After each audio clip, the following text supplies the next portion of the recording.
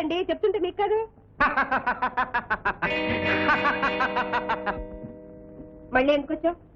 Doctor గారు ఊళ్ళోనే ఉన్నారని చెప్పడానికి వచ్చాను. ఊళ్ళోనే ఉన్నారా? అవునమ్మా, మొన్న నిన్న ఇవాళ అంతా ఊళ్ళోనే ఉన్నారు. హోటల్ అజంతా రూమ్ నంబర్ 99లో పక్కన పిల్లట్టుకుని సరసాలాడుతున్నారు.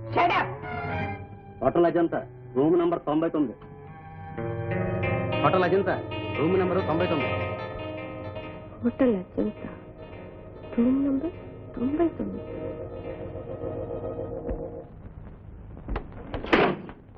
డాక్టర్ మూర్తి గారు ఉన్నారా? వారు బయటికి వెళ్ళారమ్మా. మీరు? అమ్మాయి ఎక్కడ? వారితో పాటు వెళ్ళింది. అయితే నువ్వెవరు? నేను ఆ అమ్మాయి అన్నానండి. చెల్లెల్ని పరాయి మగాడితో పంపి చూస్తూ కూర్చున్న నువ్వే అన్నవైతే లోకంలో అన్నలందరూ సిగ్గుపడి వస్తారు. అమ్మా, అనవసరంగా నోరు పారేసుకోకండి. ఇంతకీ మీరే? నేను డాక్టర్ గారి భార్య. మన్నించండి అమ్మా, మీ అనుమానం నాకు అర్థమైంది. డాక్టర్ గారు మీకు కట్టుకున్న భర్త అయితే మాకు నమ్ముకున్న దైవం అమ్మా. ఇంకా ఎందుకయ్యా ఈ నాటకం? నలుగురు నోట్లోనూ పడిన తర్వాత కూడా. అవునమ్మా, నలుగురు చూసిందే నిజం అనుకుని నానా రకాలుగా అనుకోవచ్చు. కానీ ఆ నలుగురు చూడని నిజాన్ని, ఇంతవరకు నా చెల్లెలకు కూడా తెలియని నిజాన్ని చెప్పడానికేనమ్మా డాక్టర్ గారు ఆ దైవం ఇంత నాటకం ఆడవలసి వచ్చింది. ఏమిటా నిజం? చెబుతానమ్మా. గుండె పగిలిపోతున్నా ఇన్నాళ్ళు ఎవరితో చెప్పుకోలేక దాచుకున్నదంతా చెప్తానమ్మా. శారద నా చెల్లెలే కాదు, నా దేవతమ్మ. ఇప్పుడు చెప్పండి అమ్మా, డాక్టర్ గారిని మా పాలిటి దైవం అనుకుంటూ మా తప్పైతే మమ్మల్ని మన్నించండి అమ్మా. అమ్మా, ఇప్పటి వరకు జరిగిన దానికే బాధపడుతున్నా.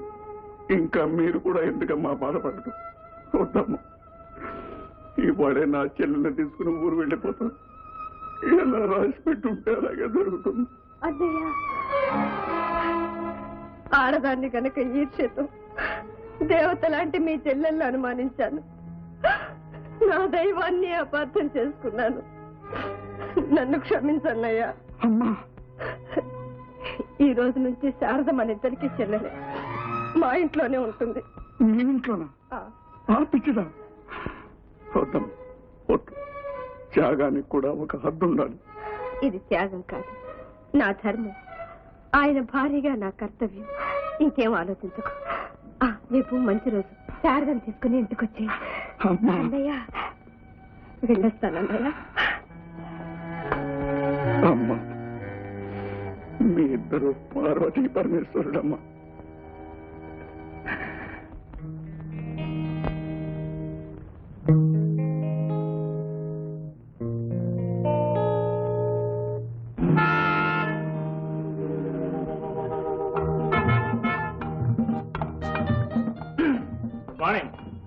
చూసావా, మాటంటే మాటే 16వ తారీఖు.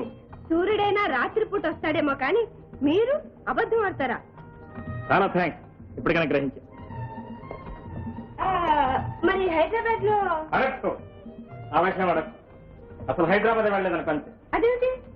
ఏంటంటే నీ మొహం, అక్కడ రివ్వున ఒకటే గాలి, బోరున ఒకటే వర్షం. అయితే కాన్ఫరెన్స్ జరగలేదా? జరగలేదా అనుకో. అయినా వాతావరణం బాగున్నప్పుడు మనసేం బాగుంటుంది చెప్పు.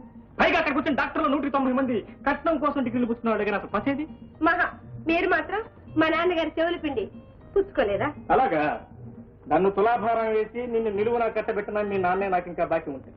మా ఇంటి ఇక్కడ మాట్లాడా కానీ అక్కడ ఏమైనా నోట్ వచ్చారా? కాలు దగ్గర వెళ్ళిపోయింది. లేడీస్ అండ్ జెంట్ల్మెన్ అని నేను నోరు విప్పేసరికి అక్కడ ఉన్న మహాజ్ఞానులంతా నోళ్లు తెరిచి కళ్ళు తేలేసి, ఇంకా 2 రోజులు ఉందండి, తమ దగ్గర నుంచి పుంజుకోవాల్సిన విజ్ఞానం అంతా ఉంది అని request but I said it is impossible because it positive 16 ఇవాళ 16. అందుకనే లేడీస్ అండ్ జెంట్ల్మెన్ ఐఎమ్ సారీ నేను మనిషి వాడికనే చెబుతాం. అందుకని లేడీస్ అండ్ జెంట్ల్మెన్ అని ఒక పెద్ద అబద్ధం ఉంది. ఈ చీర నాకేనా? కాదు, నాకు. చీర నీకు కాదు, నాకు. హైదరాబాద్ అంత కాలం ఏమిటి రివ్వులు గాలి వస్తున్నా, బోర్లు వర్షం కురుస్తున్నా, ఢమడమా అని పిడుగులు పడితే మాత్రం నా ప్లేస్ కోసం హైదరాబాద్ అంత గాలి. మరి దీని మీద ఈ ఊరు పేరుంది? ఈ ఊరి పేరా?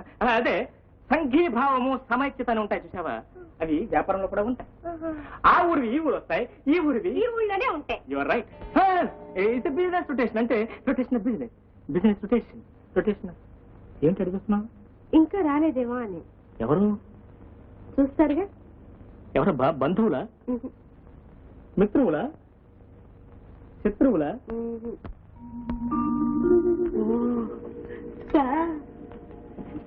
టెంపుల్లో. అన్నయ్య ఒక్క క్షణం.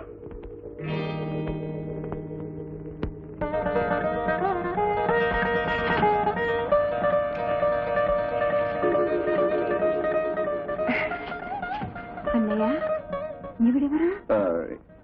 ఈవిడ నేనమ్మా, మీ వారికి మేనమామ కూతురు. కొత్త కాపురం కదా, చేదోడు వాదోడుగా ఉంటుందని వచ్చాను. పదమ్మా. ఆ కుడికాయలు పెట్టు. రెండన్నయ్య. పద. సుబ్బులు, సామాన్లన్నీ పట్టుకెళ్ళు. ఇలా తెమ్మా, తీసుకో. రెండన్నయ్య కూర్చోండి, నేను వెళ్ళి కాఫీ పట్టుకొస్తాను. నీకెందుకు లెక్కయ్యా, నేను వచ్చానుగా. నువ్వు మా చుట్టానివి, నీకే మేము చేయాలి. ఏమన్నాయా? సరేమ్మా, నువ్వు ఇప్పుడే వచ్చావు. ఇల్లు అది కొత్త. ఇల్లు కొత్తగానే వంట కాదుగా. వంటలు ఎక్కడ? అదేమ్మా. కూర్చోండి అన్నయ్య, వస్తాను. ఏమిటిదంతా? ఏముంది, మీరు చేయవలసిన పని నేను చేశాను అంతే. పద్మ, శారద కథ అంతా నేనే విన్నాను. ఏముంది, మనం ఎంత మంచి చేస్తున్నాం. పరాయి పిల్లతో హోటల్లో ఉంటే నలుగురు ఏమనుకుంటారు? అది కాదు పద్మ. ఆ అమ్మాయిని ఇంటికి తీసుకొస్తే నేను అనుమానించి అల్లరి చేస్తారనుకున్నాను కదా. ఎంత పిచ్చివారండి. ఇన్నాళ్ళు మీతో కాపురం చేస్తున్నానే, మీ మంచిలో కాస్తైనా నాకు రాదా? పద్మ, నీలో ఎంత మంచితనం. I'm sorry. ఇప్పుడు నా మేనమామ కూతురు పద్మ కదా నువ్వు.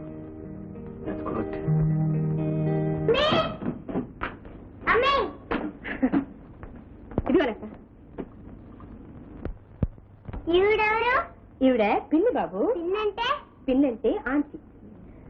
వీడు మా అబ్బాయి రవి. డాడీ అని? డాడీ. డాడీ అంటే? డాడీ కాదు, డాడీ. డాడీ అంటే నాన్నగారు. డాడీ. పిచ్చిరదా, ఎంత చెప్పినా వినడు, కొట్టినా మాండు. డాక్టర్ గారినే నాన్నగారు అంటాడు. పోనీ లెక్క, పసివాడు. అవును, బాబు నాన్నగారు ఎక్కడ? అదే అడుగుతావులేమ్మా. ఆయన అక్కడెక్కడో అంబాలాలు, నేనేమో ఇక్కడ. వెంటనే బయలుదేరిరా అని ఉత్తరం రాయడం, నేనేమో సామానంతా సర్దుకుని బయలుదేరేసరికి టెలిగ్రామ్. నాకు ట్రాన్స్ఫర్ అయింది, బయలుదేరొద్దు అని. ఉత్తరం రావడం, నేను సామాన్ సర్దుకోవడం. టెలిగ్రామ్ రావడం, సామాన్లన్నీ విప్పుకోవడం. ఇదే తంతు. ఒకళ్ళొకళ్ళు చూసుకుని సంవత్సరంన్నర అయింది. నువ్వేం బాధపడబోకక్క, ఈ మగవాళ్ళంతా ఇంతే. ఈయన మాత్రం ఇప్పటికీ. అవును, నేనెక్కడా? ఓ, ఒకటే కబుర్లు చెప్పుకుంటున్నారు. ఒట్టి మాటలనే ఉన్న కాఫీ నీళ్ళు ఇప్పిస్తారా? ఇదిగో తెస్తానండి.